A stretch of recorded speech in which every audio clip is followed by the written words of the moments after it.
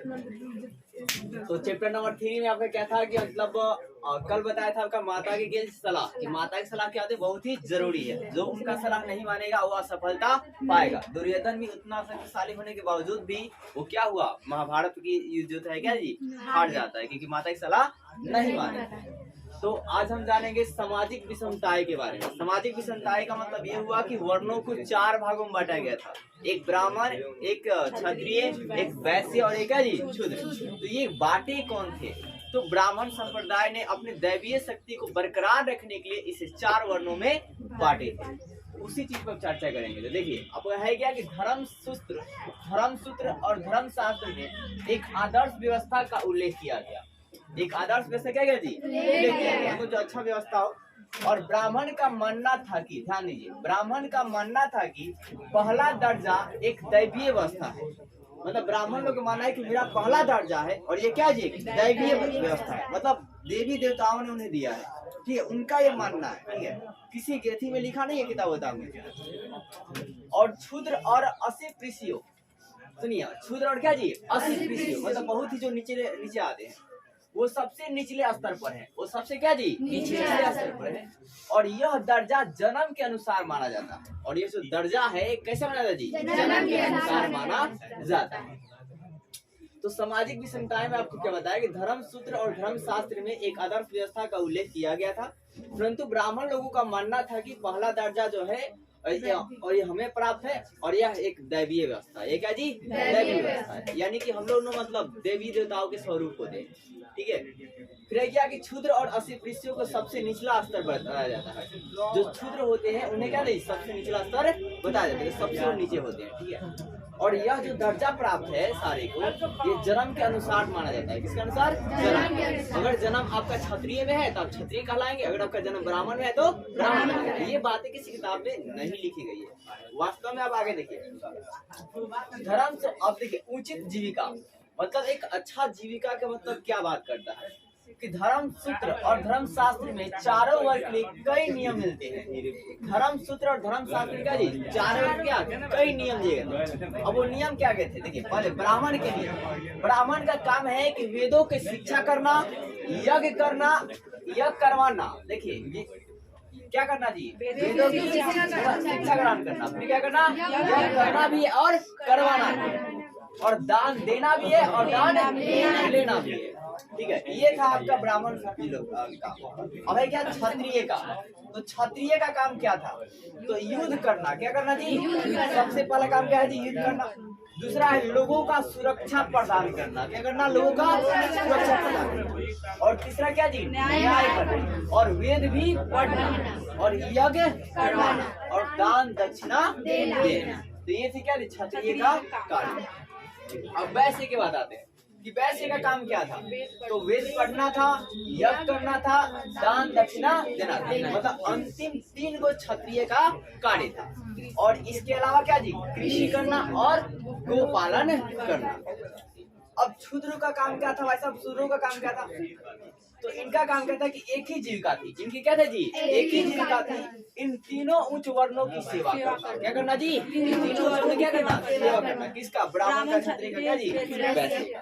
ठीक है, लेकिन इस चीज को मतलब आपको भूलकर आगे अपने लाइफ में बढ़ना पड़ेगा। जैसे भीमराव, डॉक्टर अम्बेडकर, नॉलेज रहेगी ना तो मतलब कोई आपको मतलब नीचे नहीं कर सकता। अब देखिए है क्या, इन नियमों का पालन करवाने के लिए ब्राह्मण ने 2 से 3 नीतियां अपनाई। अब इस नियमों को पूरे समाज को थोपने के लिए उसने क्या किया, 2 से 3 नीतियां अपनाई। ठीक है ना, अपने वहां पर चला के दिखाया। अब क्या चला के दिखाया, पहला बताया क्या, पहली बात बताया कि बताया गया कि वर्ण व्यवस्था की उत्पत्ति दैवीय व्यवस्था से हुई है, और दैवीय व्यवस्था हम ब्राह्मण है। कौन है जी, ब्राह्मण। लेकिन हालांकि है नहीं, वो सारे खुद से लिख दे रहे हैं कहीं ना कहीं कहानी के रूप में, ताकि ये समाज पूरा ऐसे ही चलते रहता है। फिर है क्या, वह शासक को या उपदेश देते हैं, जो राजा वजा होते हैं वह जाकर उपदेश देते हैं कि ऐसी ही व्यवस्था आप भी अपने राज दरबार में लागू करो, ताकि हर किसी के माइंड में यही बातें चलती रहे कि हाँ ऐसा ही होता है। तो है क्या कि वह शासक को यह उपदेश देते थे कि वह अपने राज्य में इस व्यवस्था का अनुसरण करेंगे, मतलब फॉलो करेंगे। ठीक है, पहली बात की मतलब उन्हें बताया कि हम एक आगे हैं। ब्राह्मण बोलते हैं कि हम सबसे ऊपर हैं, मैं दैवीय व्यवस्था हूँ, मतलब देवी देवताओं का रूप हूँ, ठीक है। फिर बताते हैं राजा से कि यह उपदेश जो है अपने पूरे राज दरबार में फैलाइए, ठीक है। फिर उन्होंने लोगों को विश्वास दिलाने के लिए यह प्रतिज्ञा करते हैं, पूरा प्रयास करते हैं कि प्रतिष्ठा जन्म पर आधारित होती है, जो इज्जत और प्रतिष्ठा होती है इस जन्म पर आधारित होती है। लेकिन इस चीज को डॉक्टर भीमराव अम्बेडकर ने गलत करके दिखाया, क्योंकि ये जरूरत नहीं है। क्योंकि जिस बंदे के पास पूरा संविधान लफ्जों पर हो और जब वो बोलना चालू करेंगे तो हजारों लोग सलाम करेंगे, ठीक है। तो ये चीज जरूरी है, आप याद रखना कि सबसे जरूरी शिक्षा है और कुछ नहीं। किंतु ऐसा करना आसान बात नहीं था। अब सारे के मन में ये बात फैलाना कि सबसे ऊपर मतलब ब्राह्मण ही है, और ये बात पूरा मतलब फैलाना ये आसान काम नहीं था। अब इन्होंने एक नुस्खा निकाला, जो भी महाभारत की कहानियां थी, जो मतलब रामायण वाले जो ग्रंथ थे, मेन जो ग्रंथ थे, इनमें क्या किया, अलग अलग से अपना कहानियां ढुकाना चालू कर दिया, ठीक है। और किताबों में मतलब दिखते रहते हैं। तो इसलिए आपको मतलब महाभारत वगैरह पढ़ना हो तो प्राचीन महाभारत पढ़ने का प्रयास कीजिएगा, वरना वाले में थोड़ा दिक्कत हो रही। अब आगे देखिए, अतः इन मानदंडों को बहुधा महाभारत, ध्यान दीजिए, अब थोड़ा इनको महाभारत को महाभारत नहीं बहुधा महाभारत कहा गया। महाभारत जैसे अनेकों ग्रंथ में वर्णित कहानियों द्वारा बल दिया जाता है, मतलब वो लोग अपने कहानियों से पूरा पालन करवाने का प्रयास करते हैं कि हाँ जो ब्राह्मण है वो सबसे आगे। आइए देखिए क्या बतलाते हैं। अब एक दैवीय व्यवस्था, क्या जी, एक दैवीय व्यवस्था। अब एक दैवीय व्यवस्था मतलब ये किसकी है भाई, ब्राह्मण की। किसकी है जी, ब्राह्मण। अब ये क्या बताते हैं कि अपनी मान्यता को प्रमाणित करने के लिए ब्राह्मण एक बहुधा ऋग्वेद के पुरुष सूक्त, क्या है जी, पुरुष सूक्त मंत्र को उदित करते हैं। अब ये खुद से एक मंत्र बनाते हैं, ये खुद से क्या करते हैं जी, एक मंत्र बनाते हैं। वो मंत्र क्या, पुरुष सूक्त, जो आदि मानव के बलि का चित्रण करता है। और ये जो मंत्र है वो किसको बतलाता है, आदि मानव के बलि का। किसका जी, बलि का। और उस बलि में क्या होता है देखिए, कि जगत के सभी तत्व इन चारों वर्ण में शामिल है। इस जगत के जो सभी तत्व है इस चार वर्ण में ही शामिल है। लेकिन हमारे अनुसार नहीं है, जैन धर्म के अनुसार नहीं है, बौद्ध धर्म के अनुसार नहीं है। जैन धर्म और बौद्ध धर्म में वर्ण व्यवस्था के लिए कोई जगह ही नहीं था।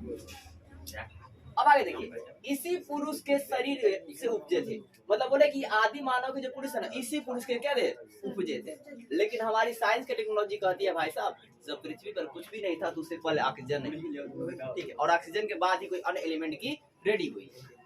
तो भाई क्या देखिए, अब इनका कहना है कि जो आदि मानव था ना, जो उसका बलि का मतलब चित्रण हो रहा था, तो उसमें जो ब्राह्मण था उसका मुंह था। ब्राह्मण क्या था जी, उसका मुंह था। ये कहानियां बता रहे थे ना एकदम अपने से रट के।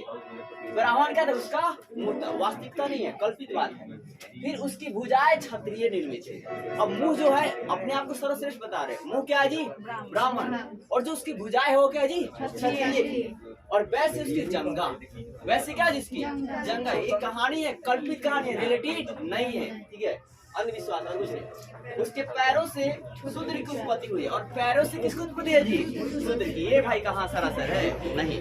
तो हमारे हम लोग इसके पहले पढ़ चुके हैं कि जैन धर्म और बौद्ध धर्म इससे कोई बेटर नहीं भाई साहब, ठीक है, क्योंकि उसमें क्या कर्म कांड का कोई भी स्थान नहीं है। और मैंने आपको बताया कि जिसने भी जैन धर्म और बौद्ध धर्म को अच्छे से स्वीकार किया वो मोक्ष की प्राप्ति किया है, और पूरे वर्ल्ड लेवल पर क्या जी फेमस। जैसे क्या जी, आपको बताओ क्या था, मतलब बौद्ध धर्म के संस्थापक कौन है जी, महात्मा कौन है जी, महात्मा क्या जी।